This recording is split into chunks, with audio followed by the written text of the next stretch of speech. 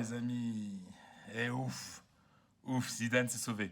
Ouais, c'est vrai qu'il y a eu quand même une grosse menace sur l'entraîneur français. Euh, je vous en avais parlé hein, sur l'antenne de Média. S'il y avait défaite du Real Madrid sur la pelouse de Galatasaray, Zidane, sûrement, au moment où je vous parle, aurait été licencié et remplacé a priori par José Mourinho. Mais les joueurs sont avec lui. Et c'est la première conclusion qu'on peut tirer au lendemain de ce match, c'est que l'entraîneur peut compter sur le vestiaire. L'attitude des joueurs sur le terrain a bien démontré qu'il n'y avait aucun doute, qu'il n'allait pas lui faire le lit, c'est une expression espagnole pour dire hacer la cama, c'est-à-dire faire exprès de faire match nul ou de perdre pour le faire partir. Non, non, ils sont à fond derrière lui.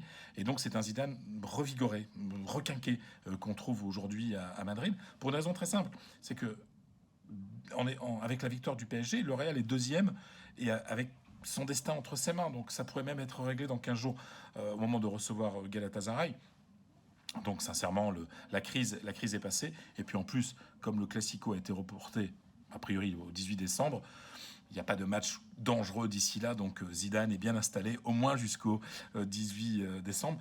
Mais on le sent non seulement renforcé par cette victoire, par ses choix tactiques. Par exemple, en misant sur Rodrigo, en misant sur Valverde, Zidane montre qu'il peut faire confiance aux jeunes dans les matchs couperés, et ça lui donne de la force comme entraîneur. Voilà. Donc, sincèrement, Zidane ne fait que ressortir grandi de cette épreuve, peut-être la plus grosse épreuve depuis qu'il est entraîneur du Real Madrid.